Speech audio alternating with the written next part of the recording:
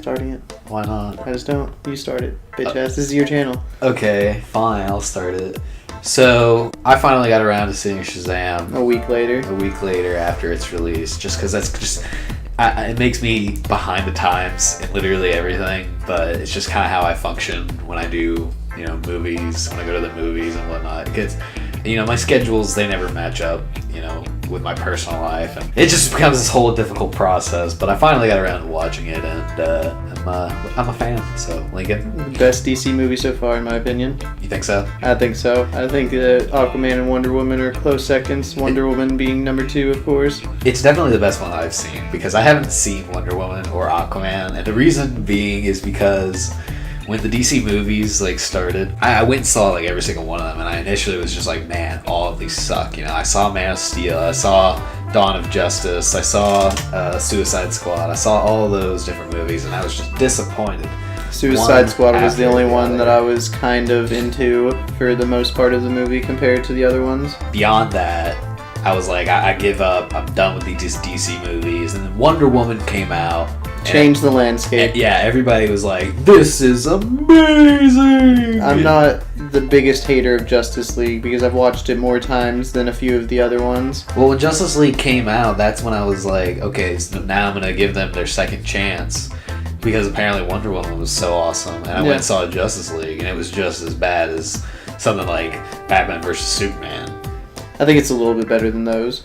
I think it does a little better in that it doesn't take itself as seriously. I think Justice League is the 5th best out of the 10 movies. That's not saying much. It's not, but it's not. Yeah, I would rather watch Justice League 5 times than watch Batman vs. Superman once. Yeah, I don't ever want to watch that film again. I watched the extended version and it still wasn't that great. Yeah, nothing makes up for any of it at all. It's just I don't know what they were doing. I can't even begin to comprehend the thought process behind it. But Shazam was great. And when Justice League came out, and I hated it, and everybody had just kind of given up. When Aquaman came out, nobody just really cared. Really. It was the number 1 movie in America. And then it turned into this huge big hit, and all of a sudden I was like, well, geez, now I've missed Aquaman, I saw it. So they have this new thing. I don't know if this is everywhere. They have these new theaters where the 2 walls on both sides are also screens during really cinematic parts. Oh, yeah. And that's what I saw Aquaman in, and it was quite incredible to watch it in such a way. Oh, that's interesting. Because it's like a whole 360 projector almost. Nice. So I very much enjoyed Aquaman. I thought it was very, very cheesy and not as good as Wonder Woman, because Wonder Woman was a really serious, good movie that made comic books in the real world kind of mesh better than any of the other ones had done so far. Right. And it was enjoyable and funny at the same time as being really serious and heartfelt at certain points. Aquaman was kind of all of those things except for serious at any point. Right. And it was way too hard to digest. They throw a lot of comic book stuff at you. In Aquaman? In Aquaman, if you're not a comic book fan and you just know of the Justice League and of Aquaman and you were going for that, they throw everything at you. Right. They give you the whole Game of Thrones underneath water, they're all who's going to be king next and whatnot. Okay. And then all of the different armies, and they jump around to different locations all over Earth throughout the movie, and it's way too confusing for any regular moviegoer, I think. By God, is the writing for that movie is they took lines from comic books.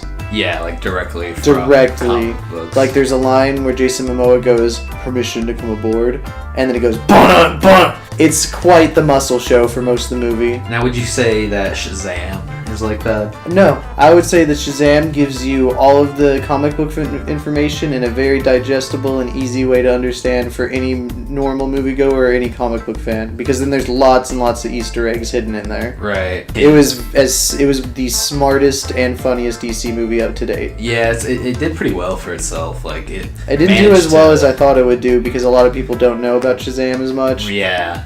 But I feel like it did a good job of being pretty inclusive to anybody. Yeah, because a lot of kids like to go, a lot of kids who had never heard about it went and saw it and said they loved it and it's their new favorite superhero. Oh, totally. Because they get to imagine themselves as a kid. This was my idea of Shazam. Really, he caters to children much better than someone like especially Batman or Superman. Because there's a lot of kids out there and just people in general who feel like orphaned or whatever, and Shazam is a good light to all of that. What better than Batman would be per se? Probably, yeah. Just because Batman's a lot darker. Billy Batson. The whole Shazam mythos is just more colorful. It's brighter. It's more like there is light at the end of the tunnel. Yeah, like dark stuff does happen and dark stuff does occur, but and it does a good job of turning it around. Yeah, there's always this sense of humor behind it all. There's always a sense of cheer, a kind of childlike wonder to it all. Like, this might be a bad example, but the scene where Dr. Savannah, the main bad guy, is trying to find his way back to the Rock of Eternity, because it's a major plot point in the film. But the Wizard Shazam basically is just looking for a guardian to help him defend the world against the 7 deadly sins. Well, Dr. Savannah was one of the people that was candidated, I guess you would say, for this role, but he basically failed, and then wasn't pure enough, and he was cast out from the Rock of Eternity, which is Shazam's home. And years and years and years later, Dr. Savannah's grown up. He's played by Mark Strong, very good actor, very, very talented man, and he discovers these runes that when he writes on this door in a certain order lead him back to the Rock of Eternity. But as he figures this out, the woman that he's working with burns. She literally straight up burns to ash. "Do you think this stuff works?" And then she slams her hand against the door, and she immediately turns into a burned up skeleton made of nothing but ashes. And then she just falls on the floor, and he's like, "Huh, all right." Then he just walks over, and he's like, "Yeah, this is exactly what I'm looking for." It's just like this very interesting. Like, it could be that was probably one of the darkest. That's probably the darkest film, because it was out of nowhere. Yeah, and it was way darker than it needed to be. Like, it was so abrupt, and it really held on her body, just crumbling into nothing. It's like, wow, we want to grow these kids up fast. But then the next scene is something funny. Yeah. There's a pretty decent balance to it all, you know. Like, I guess it kind of stands to reason that a superhero who's a child that transforms into an adult has to deal with adult situations at some point. Exactly, would, you know, have humor that appeals to both children and adults. And isn't hardened enough. Isn't so far in either direction that it alienates either demographic.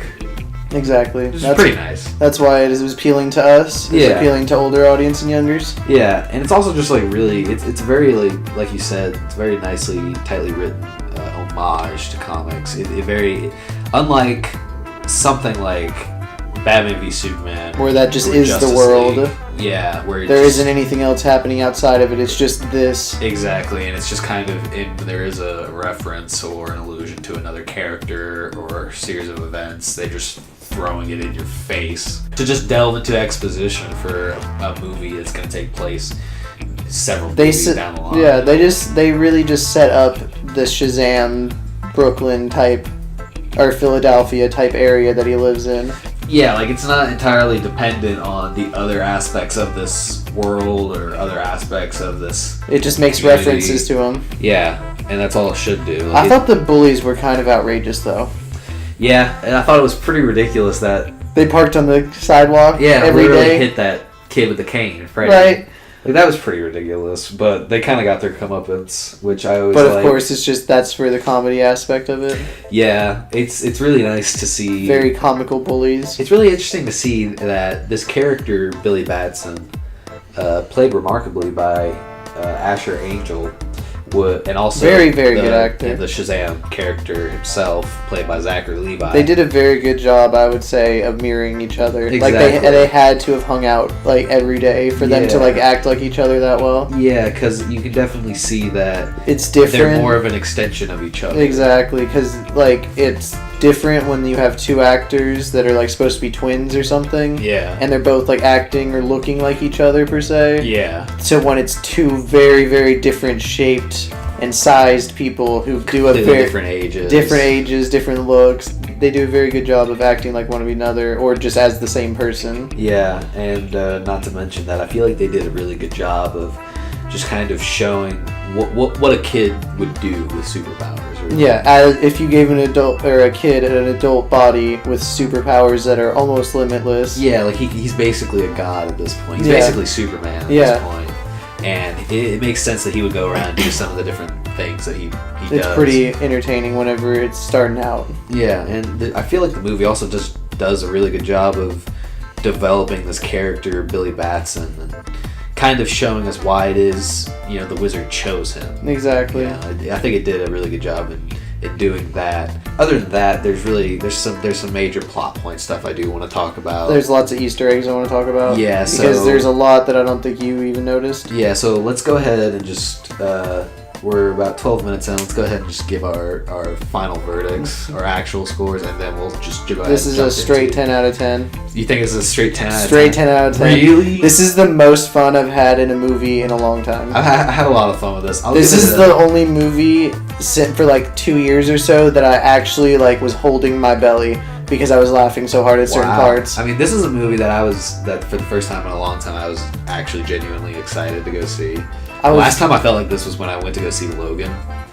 That was sad. Yeah, but that was sad. But this is a happy feeling. Exactly. This is like the. I think that was the superhero. I would movie. agree with you actually. The last time would be like Infinity War or Logan, where it was something big and it mattered, and it really just tugs at your heartstrings. This Yeah. is the first superhero film I feel like we've gotten in a really long time. That's not just Marvel. That really just kind of delves into the happier, more cheery side of superheroes. I think Ant-Man was the last one that was kind of like this, but I wasn't that into it as much as I was into this because I mean, Ant-Man and the Wasp. Kinda, but it also took a darker turn at the end. Guardians of the Galaxy, you could say. Yeah, even then they have all these movies have their darker moments. It's nice to see from a company that for so long has been the darker one. Yeah, it was just pumping out all this emo, freaking ridiculously over emotional, dark, gray sky in the middle of the day. Do you know what the only thing that I didn't like about them? What? The first few, the screen was actually dark. To where you could almost not see half the movie. Yeah. So if you had a bad TV and you didn't go to see it in the movies, you couldn't watch it as well. Exactly. If you didn't have a really high def TV and you got this on Netflix or something or whatever, it just wouldn't work as well on your TV. No. And when Marvel's cranking out so many more movies that are just better, you kind of give up on it. Yeah. So I'm gonna go ahead and give this movie a 9 out of 10. That's a good score. That's a really good score. I think it's... I have almost no problems with this movie. I have only one or two. I think it's pretty flawless in most regards. It's just... That's also something that hasn't happened with DC in a while. Yeah. Because even with Aquaman and Wonder Woman, I could pick it apart a little bit. I have a hard time picking apart. Yeah, I just have a hard time really... There's things about it that I really love and I really enjoy, but there's also things about it that... There are certain points where the real cheesy comic book aspect of it... It's too in much. some parts, it comes off as too much and kind of ruins the illusion of the film. In some respects. Gotcha. And I'll get to exactly what those are. Let's just get into it. So now we're skipping into the spoiler section. The first thing that really just kind of got on my nerves was that when Dr. Sivana found his way into the Rock of Eternity, first and foremost, I find it really hard to believe that this super powerful wizard doesn't have some kind of security system for this extra dimensional location where he has all these. I mean, he has people walking in every other day. So I'm sure he imagined it was one of the other people walking in. I mean, he didn't know the guy was coming until the guy was in the room. That's fair, but he also was like, I probably have an appointment.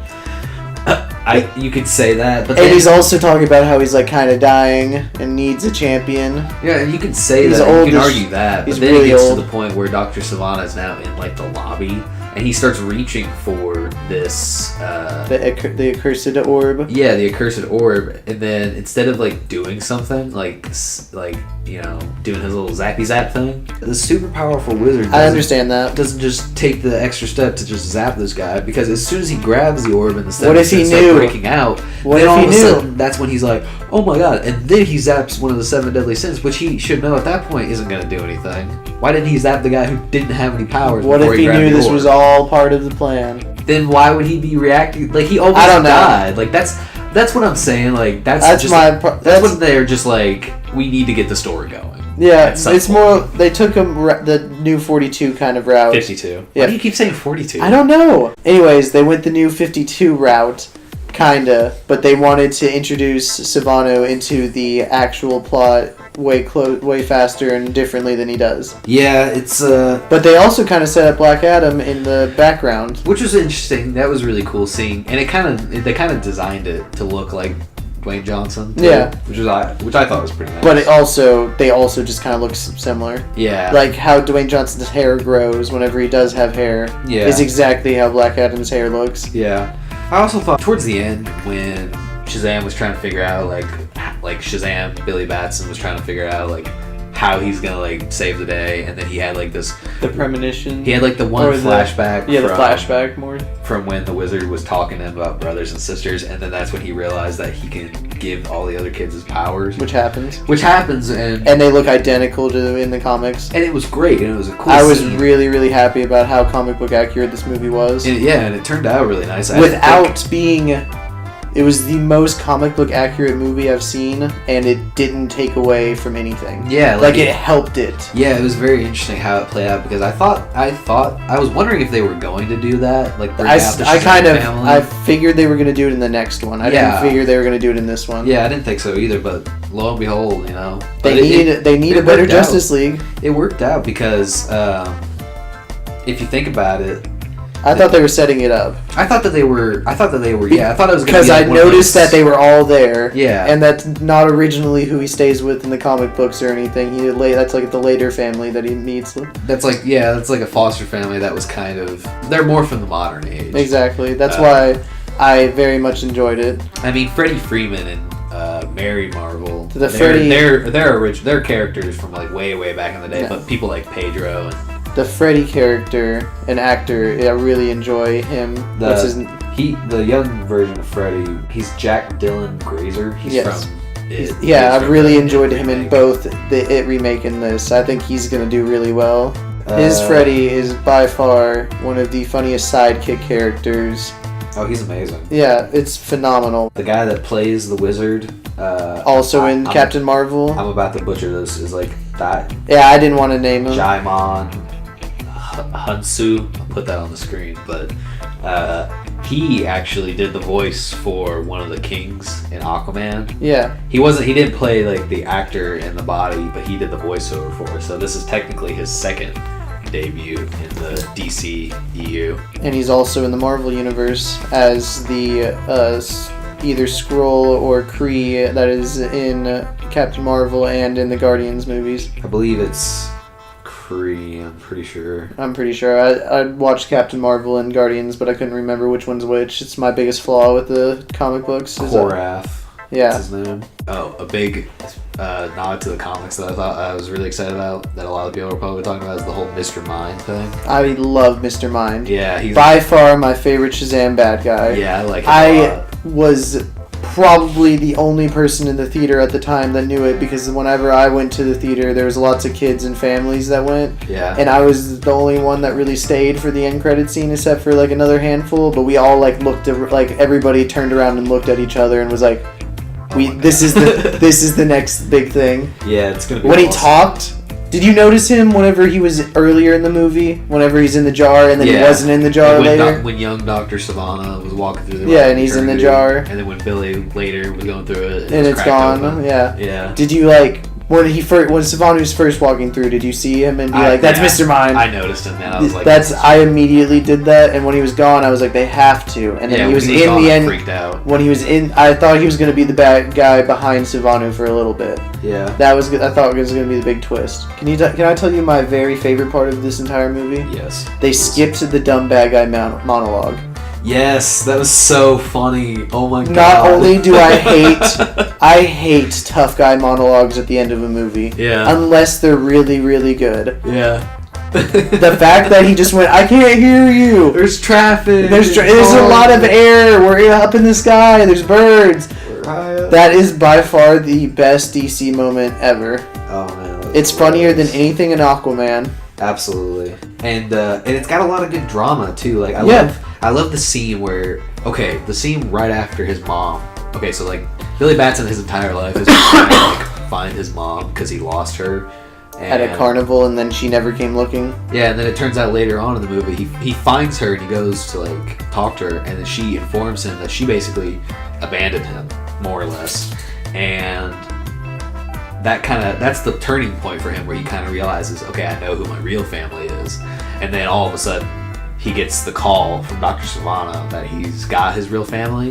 Or he's got his foster family. He's got his foster family. Who is his real family now that we've come to realize. That's the only people he's got that actually care about him. And so like now it's like, wow, now there's like you actually feel the weight of the stakes here. And that gave me chill bumps whenever that happened, because then you realize where the real family and everything actually lies, and all of the loyalties. Yeah, you finally feel that Billy has a sense of, you know, the people, like what he should be doing. He has a sense of meaning. He has a sense of like something to actually fight for. And to belong. Yeah, and in that trailer shot of him like jumping off the building. Shazam! Yeah, that actually came in. That to me was a good spot. That was a really good point after that, because I didn't expect that to come back into the movie at some point. I thought it was going to be like just a trailer thing, end kind of thing. Oh, where at the end he's just like, and my name is Shazam.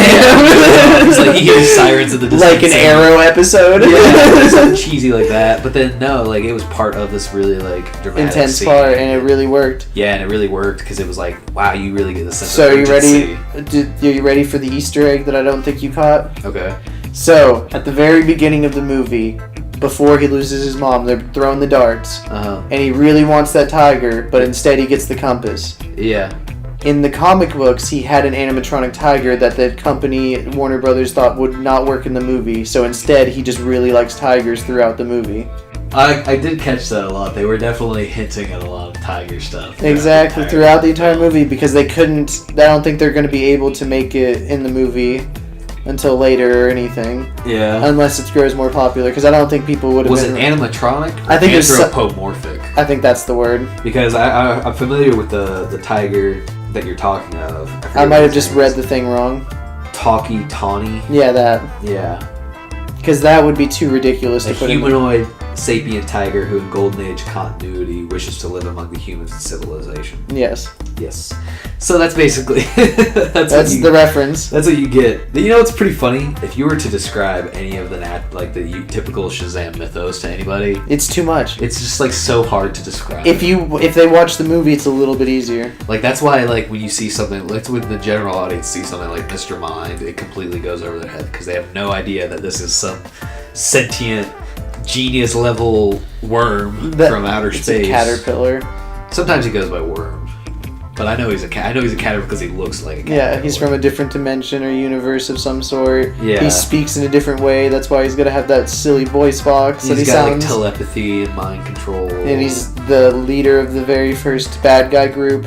It's like evil monster society. Yeah. Monster Society of Evil or something like that. What's interesting that I think, my theory is that the next film is going to be Dr. Savannah and Mr. Mind working together. And to get Black Adam. To get Black Adam, maybe. But my theory is that maybe, I think because they said that they're giving Black Adam his own movie. Are they? Yeah. So Black Adam is confirmed getting his own movie first. So I don't think he's going to be in the sequel. I don't know how well that'll do.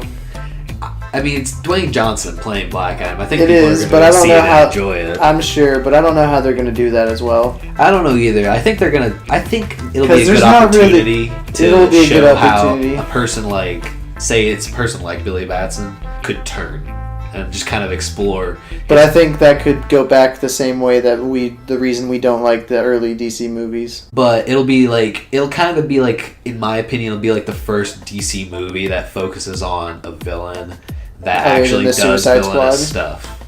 The Suicide Squad, it focuses on them, but not as villains. More as villains becoming heroes, as opposed to Black Adam, where it's supposed to be a hero that becomes a villain. It'll be very interesting. I hope they do it well, because this is the only movie, because most of the DC movies I've been excited for and then disappointed, except for the newer ones, and been really, really excited for. Yeah. This is the first one where I think it won't do good. Black Adam, really? Yeah. Okay. Because I thought that all of the early ones would do good, and they did bad. And then I thought that these new ones would turn it around, and they did. I guess this is the first one that I think is going to go the other way. I guess we'll see how that one turns out. Yeah. But my theory for I think it'll do kind of well. I think it'll do okay. I think it's going to be kind of like Shazam, where It'll not be like enough Rampage or something like that. Yeah, that's not very good. Yeah. I think that this one will have the same problem that Shazam had, where not enough people that aren't comic book fans will know what's happening. Yeah, exactly. Like, that's why they didn't even try to go into an explanation of who Black Adam was in this movie. They kind of just were just like, hey, if you're a comic book fan, you'll understand who this is. But my theory is that the sequel is actually going to involve Mr. Mind taking over the mind of Billy Batson's Shazam, and it's going to be up to the rest of the Shazam family to take him down. interesting. Yeah, because I know that in the comics, Shazam is fully capable of being subdued by Mr. Mind via mind control.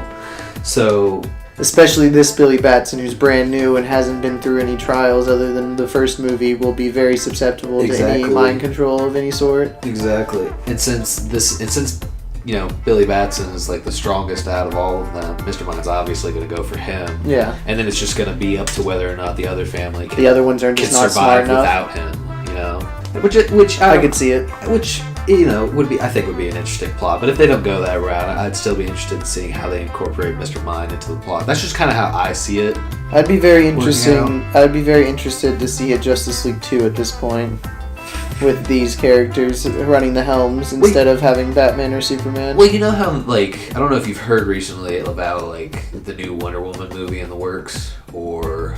I've heard some of it. What they're doing now, what DC and Warner Brothers are working on now, is that they're going to start trying to make their movies more of in, like, a James Bond kind of fashion, where it's still going to follow these characters, but you're not going to have to watch every single movie to understand what it is, or even... say it's something like Casino Royale with Daniel Craig, and then like whatever the sequels are after that. Like you could watch Skyfall with Daniel Craig, have never watched Casino Royale, or like more like the Mission Impossibles. Yeah, because you could watch any of those, and they all take place in their own kind of 10-year period. They're very, very self-contained stories. Yeah, they don't really have much to do with the one before it. So from what I understand, this new Wonder Woman movie called, I think, working under the title Wonder Woman 84 right now, I think it's supposed to take place in 1984, and it's basically supposed to have all the exact same characters, but it's just taking place in 1984. It's like a sequel / not sequel.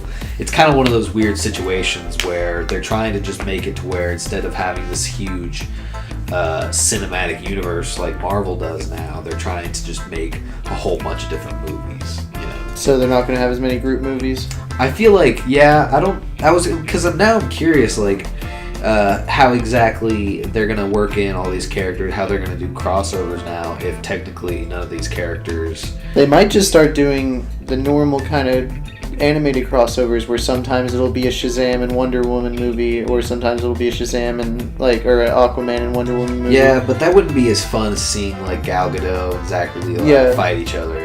Or like they have a Flashpoint movie still up for debate. That is true. So they might. Do you know what my theory actually is? What's up? That they're waiting for this Flashpoint movie to restart the whole universe. I think what they're doing right now is that with movies like Shazam, it's already kind of trying to move in that direction because it's very self-contained and very fun, but also pokes fun of other things. It's very bright. It kind of makes references to the other universe. I think a good example of why it's the first step in changing things is that they show Superman in the movie without Henry Cavill's head. Exactly. It's a body double, so you don't see his face. So it's kind of trying to be like a subtle hint that we're kind of keeping things the same, but we're changing things at the same time. Yeah, it's a work in progress.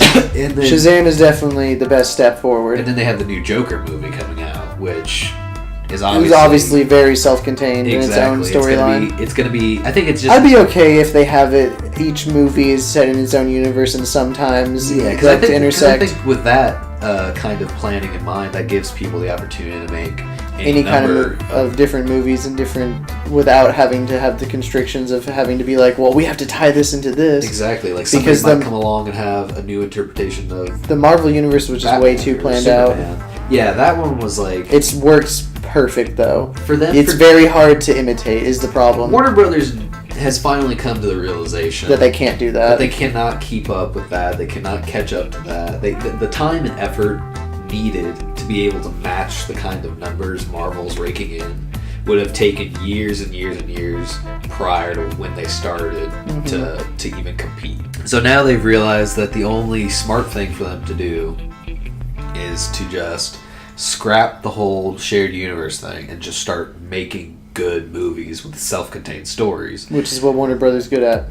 Exactly. Like, that's how a lot of their DC animated films work. That's how the Christian Bale Batman movies worked so well. Exactly. Even though they were within a trilogy, you could have films with this new modern era. You could watch all the same way. But the same argument we had earlier, you could watch The Dark Knight separate than the other ones, and it'd still be good. Right. You could watch Batman 3, or you could watch The Dark Knight Rises, and it'd still be good. You could watch Batman Begins, and it'd still be good without having to watch all three of them. Now, I think there are some exceptions to that because... Of course, that was just another example of a Warner Brothers thing that was done right. Like, for example, I feel like when they do Shazam 2, it's definitely going to be a continuation of the Shazam people that we because that's the new trilogy idea instead of having a shared universe idea. But I feel like when they're doing the new Suicide Squad, like with James Gunn from the Guardians of the Galaxy,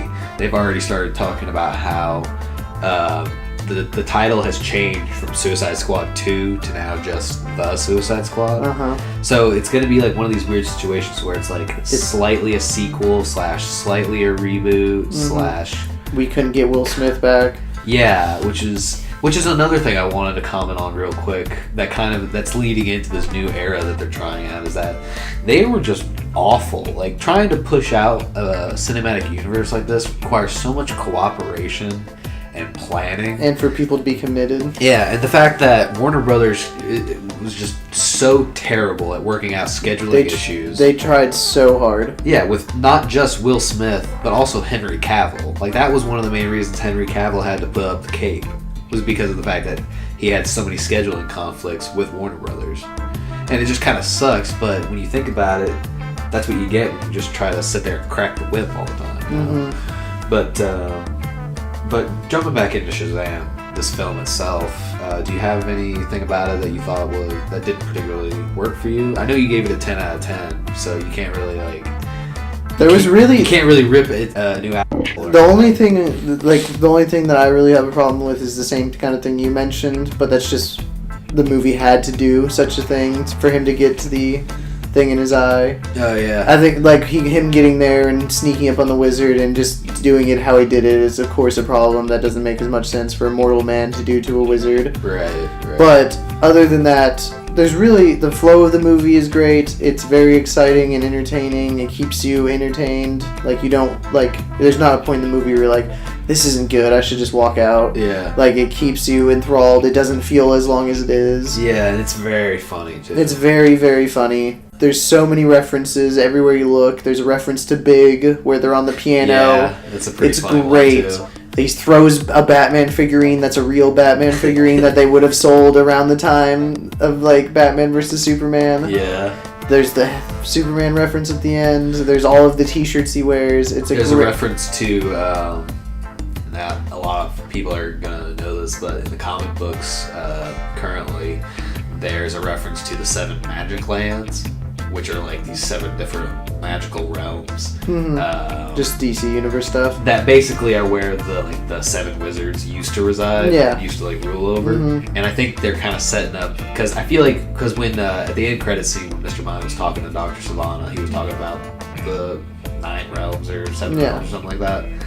And I think that's basically them alluding to how they're going to try and, it's going to be one of those weird Thor situations where they try to take over all these different mystical realms. And then they get all of the different wizards. Yeah, so there's kind of there's an allusion to those series of events possibly taking place in the future. Which is always welcome. It would be a very exciting Shazam movie if it did have a Thor feel to it. Yeah, I would definitely say this is a really good movie. I definitely think everybody should go and see this. Check this out. DC's might be turning it back. Yeah, I would definitely say if you've been burnt by DC in the past, give this movie a chance. By far the best. Yep. Give this one, Aquaman and Wonder Woman, a chance. You have anything else? No, great movie, 10 out of 10. All right. We will definitely see you guys later. Make sure you smash it. That was terrible. Like and subscribe. Leave a comment. Have a good day. There you go.